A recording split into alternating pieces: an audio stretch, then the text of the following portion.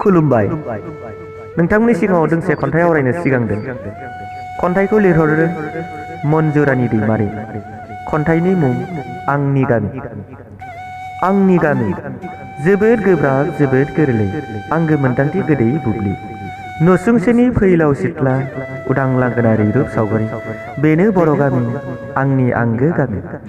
मोनाबिलि दोमैलु सान हाखुवा सेरफां निजोम मानास गोमजोर हिमालय खांखोर गमार है हा मोसौ फालोनि थिंथ गाथि गोमसारनाय अख्रां सा सा हालि हालि हांसो सिलारि दाउब' दाउसिन हरे हावरिया आबारि खर'आव बजासे बननि दांग्रि खबसे ओंखामनि अर थारैनो नों नेनानै थायो खन्थाइगिरि।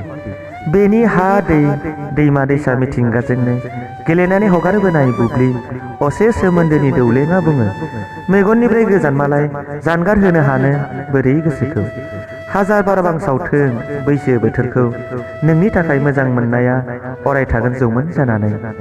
मिथिगौ नोंबो खाथिसिनै नै सानरजे सोंनो लुबैदों आं मैया दिनै आरो गाबोन नोंनि आगानाव दं नामा माबा मुं। बेखायनो फैयो आं नोंखौ लोगो हमनो निरिबिलि समाव जेराव नों आंनि जर'खा मोजां मोननाय।